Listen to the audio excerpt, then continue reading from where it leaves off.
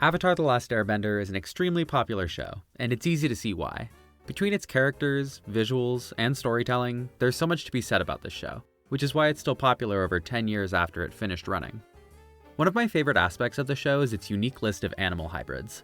From the iconic and lovable Sky Bison to the intense and specialized Shearshu, the animals in the Avatar world aid in creating the fantastical setting that many of us have come to adore.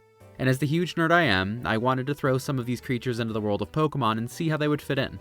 So, what if Avatar animals were Pokemon? I'll be going over several animals from the Avatar world and talk about what kind of Pokemon they would be if they were Pokemon. For each one, I'll go over their possible typings, abilities, stats, notable moves, and a few other minor details as well. For this video, I'll be going over the 4 original benders, that being Sky Bison, Dragons, Badger Moles, and the Moon and Ocean Spirits Tui and La. Technically, the original waterbender was the moon, but it's a bit weird to make an inanimate object into a Pokemon. Okay, well, maybe it isn't, but I'm still sticking with Tui and La to make it easier. Lastly, because the original benders are special creatures in the Avatar world, I'll be treating them as pseudo-legendary Pokemon. Pseudo-legendary Pokemon always have a base stat total of 600, so I'll be giving the original benders the same total. With all that out of the way, let's jump right in with everybody's favorite fluffy monster, the Sky Bison. Starting off with typing, Sky Bison would be flying and normal. I debated making them pure flying, and while I think it would make sense, I opted for the additional normal typing given the Sky Bison's resemblance to other normal type Pokemon like Tauros and Buffalant. Plus, many of the moves I'm giving the Sky Bison are also normal type, so I felt it was appropriate. Moving on to the ability, I wanted to give the Sky Bison a brand new one based on what we know about them from the Avatar world. I thought it would be really cool to have an ability based around their 5 stomachs, so I gave it a new ability that I named Big Belly. Please don't make fun of the dumb names I come up with in this video, okay, thank you. My first idea for this ability is for it to double the effects of the moves Stockpile, Swallow, and Spit Up. I like the concept of these moves, yet they always get overlooked due to the setup it takes to use them, so I thought this would be a way for them to potentially be more effective. The other idea I had for the ability was to allow the user to hold 2 berries. There would be a lot of really fun strategies to pull off with this, and I would love to see its implementation in a future game. Of the 2 though, I think my favorite is the former. Jumping into the Sky Bison stats, the spread I decided on was 150 in HP, 120 in attack, 95 in both defenses, 90 in special attack, and 50 in speed. I feel that this spread mostly speaks for itself, as Sky Bison are large with great physical strength. And while the Sky Bison can fly, I felt that speed was important to keep low to help balance it out. Plus, let's face it, Appa can be pretty lazy. With this spread, the Sky Bison would be tied with Drifblim for the highest HP stat of any flying type, while also being the second slowest fully evolved flying type, only outspeeding Vespiquen. Poor Vespiquen. I feel that these 2 extremes would lead the Sky Bison to a very interesting role in competitive, if it were to actually be implemented. Next up is moves. I've thrown up a list on screen of the most fitting moves I could think of. I don't think any of them need explanation, but I do want to bring attention to the move Tailwind.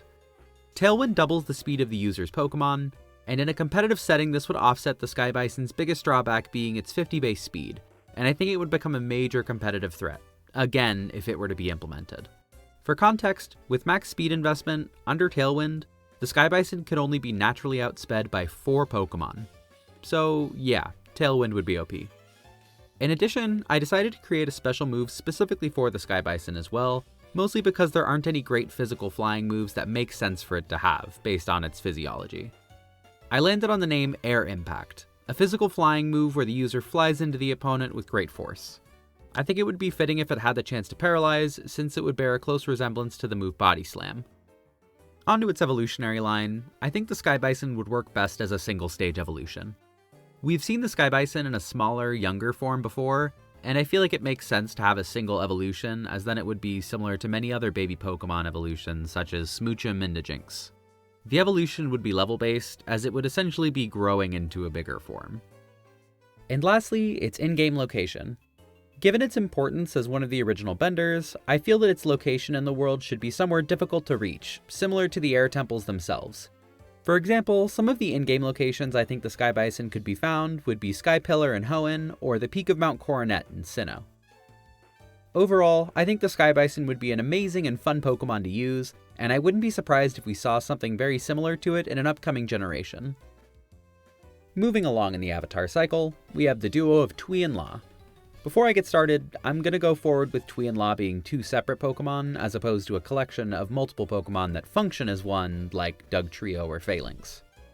Now that that's covered, let's start with typing. Tui and La would be... water. Shocking, I know. I debated adding the ice type, or even the fairy type given its strong association with the moon, but I didn't feel it was necessary. No need to overcomplicate it. When it comes to abilities, I think they should function similar to plus and minus for Plusle and Minun, where they boost each other's stats when on the field with each other. These abilities would be named Moon Spirit and Ocean Spirit respectively, where Tui would boost La's attack and La would boost Tui's special attack. This leads me right into their stat distribution, in which I think they should be mirrored. They would both have 80 in HP, 80 for both defenses, and 120 in speed. Tui, being the Moon Spirit, would be the special variant with 80 in attack and 160 in special attack, whereas the Ocean Spirit, La, would have 160 in attack and 80 in special attack. This means that their abilities would boost their partner's highest stat, making them insane threats in a double battle setting. My decision for Tui being special and La being physical has a lot to do with Avatar's Season 1 finale. When Zhao kills Tui, Aang merges with La and begins his assault on the Fire Nation with the Koizilla monster. And yes, Koizilla is its official name. This scene, along with the ocean's intense and powerful presence, sways me towards La being physically oriented. This works out quite well for Tui as a special attacker, since many moon-based attacks in Pokemon are special rather than physical. Speaking of moves, here are the lists for both Tui and La. While I believe there would be heavy overlap between their move pools, I've split them up this way in order to further emphasize the physical versus special difference between them. Being that they're fish, Tui and La share moves with a wide variety of existing water-type Pokemon, so you can see how their movesets are what you'd expect. On to evolutionary lines, I think it makes sense for them to be separate variants that don't evolve, again, like Plusle and Minun, or even more accurately, like Basculin. We never see Tui or La in any other forms, aside from Koizilla, which is more like a mega evolution than anything, so there's no need to overcomplicate it. Lastly, the location. It makes sense for them to be located in a hidden oasis, just like their location in Avatar. This would be similar to the Hidden Grotto from the Black and White 2 games. And if these two were to be in a game, I think the player should only get access to one of each, since there have only ever been two of them, unlike the Sky Bison, Badger Moles, and Dragons. Overall, I think Tui and La would be a great take on partner Pokemon, and would definitely be a strong doubles team that I would be terrified of facing in VGC. Next up in the cycle are the original Earthbenders, the Badger Moles. Another shocking choice for typing, the Badger Moles would be ground type. However, I think it makes sense to give them the rock type as well. In the Avatar world, rock and ground are one and the same, and while the combo would make them worse in a competitive sense, I think it would be untrue to the series to restrict them to the ground type alone. In terms of an ability, I wanted to give the Badger Moles one that stays accurate to one of their defining traits, their blindness. The Badger Moles taught Toph how to use Seismic Sense, the skill that enables the user to detect vibrations in the ground to perceive objects in their environment. So, to stay true to this, I've named their ability Seismic Sense. This ability would be similar to No Guard, but with a few key differences. No Guard makes it to where all moves used by or against the Pokemon with the ability are 100% accurate. With Seismic Sense though, I think that only the Badger Moles themselves would get perfect accuracy. However, I think that accuracy is only perfect against grounded Pokemon, and it would be lowered against flying and levitating Pokemon. A Seismic Sense user can't detect anything in the air, so this only makes sense given the lore. I feel this is a good enough split from No Guard, and it doesn't give the Badger Moles too broken of an ability either.